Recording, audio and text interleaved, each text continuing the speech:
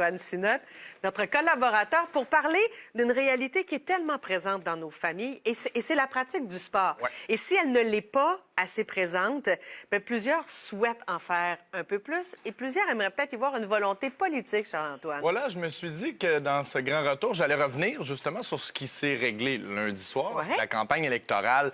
On a parlé beaucoup du financement du privé, Ouais. des infrastructures, des écoles. On a parlé également d'une genre de polarisation du Québec sur un nouveau niveau scolaire, la maternelle 4 ans. Ouais. On a parlé de l'importance de l'éducation, mais on n'a pas parlé des enfants, ou presque pas. Puis on a encore moins parlé du sport.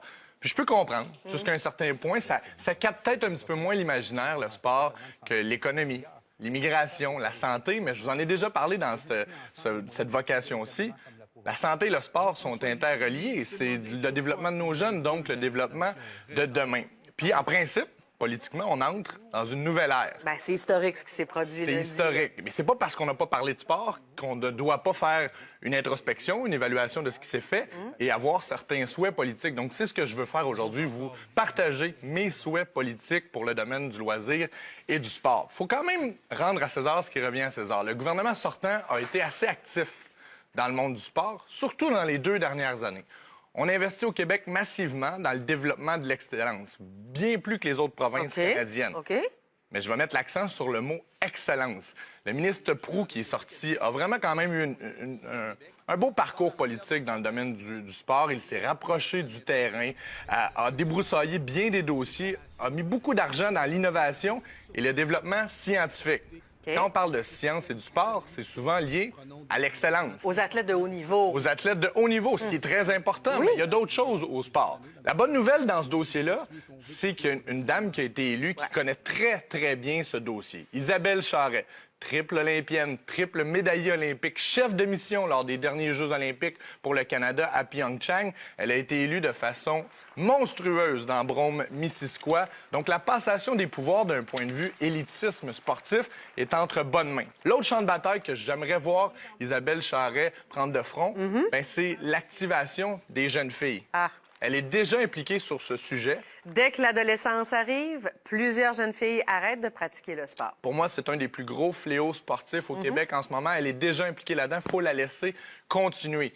Parlant de sujet de société, celui des jeunes filles, c'en est un.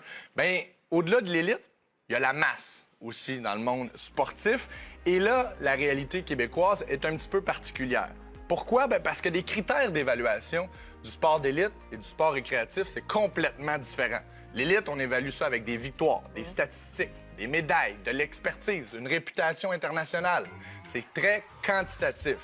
Le récréatif, bien, le critère numéro 1, c'est le plaisir, le développement de valeurs, le développement de mouvements fondamentaux, c'est le développement de la personnalité. Ça, c'est beaucoup plus qualitatif. Mais souvent, dans ton participatif, tu développes de bonnes habitudes, de saines habitudes de vie aussi. Exactement. Ça vient avec. Mais ça ne s'évalue pas de la même façon. Ah, Donc, t'as les raison. résultats, au bout de la ligne, ne sont pas quantifiables de la même façon. Le problème, c'est qu'on a rarement au Québec 2 options à tous les moments du développement sportif d'un jeune. Tu veux dire comme 2 enveloppes? 2 ans, exactement, parce que faut comprendre que en dessous du ministère de l'Éducation, du loisir et du sport, Ouais. l'organe décisionnel, c'est les fédérations. Mais c'est souvent une seule fédération qui va chapeauter les 2 mandats sportifs au Québec. L'excellence puis le participatif. Exactement, mais avec une seule enveloppe, donc un seul regroupement de critères. Il faut le dire, dans la majorité des cas, les fédérations sont subventionnées selon leurs résultats. Si on gagne des médailles, si on a du succès au niveau national, international ou internationaux. Donc, c'est un cycle qui est un peu vicieux. Pourquoi? On reçoit de l'argent parce qu'on performe, on veut réinvestir pour performer, pour continuer de recevoir un investissement. C'est là que mon premier souhait, le souhait le plus important pour moi, se précise. On doit absolument, en plus de donner de l'argent, chose qu'on fait bien si on décide de maintenir ces enveloppes-là, il faut apporter un mandat précis. Il faut exprimer aux fédérations qu'est-ce qu'on veut faire d'un point de vue récréatif, d'un point de vue compétitif. Je vous donne un exemple qui est comme assez solide, mais assez unique au Québec. La situation du cyclisme. OK. Le vélo, c'est démocratisé. Oui, oui, oui. Les personnes font du vélo dans leur quotidien. Et il y a quand même un volet très, très compétitif. Vous connaissez Vélo Québec? Vélo Québec s'occupe justement de l'infrastructure, des pistes cyclables, de l'activation des gens, de la participation. Mais il y a également une autre fédération, la Fédération des sports cyclistes du Québec. Eux sont sur l'excellence. Donc, 2 fédérations, 2 enveloppes, 2 ensembles de critères, on doit se diriger vers ça. On doit donner des mandats aux fédérations, en plus de celui des victoires, du développement de la confiance en soi, du raccrochage des jeunes filles dans le sport, de l'apprentissage de bonnes habitudes de vie à long terme. C'est fondamental. C'est pourquoi on fait du sport en grand nombre. Puis parlant de ça, un principe qui, pour moi, doit absolument faire partie des prochaines promesses, on doit rajouter l'heure d'activation de façon quotidienne dans toutes les écoles au Québec. On bouge pas assez. On bouge pas assez. On contrôle pas ce que les jeunes vont faire à la maison. C'est normal. ça. Mais lorsqu'ils sont dans nos enceintes, on doit absolument faire tout en notre possible pour ajouter cette heure à tous les niveaux, dans toutes les régions. Pour les gars, les filles, c'est primordial. Avec tout ce qu'on connaît en 2018 sur l'hyperactivité, les difficultés d'apprentissage, les problèmes de confiance en soi, les problèmes de sentiment d'appartenance, on le sait que le sport facilite grandement ces dossiers-là. Il faut remettre ça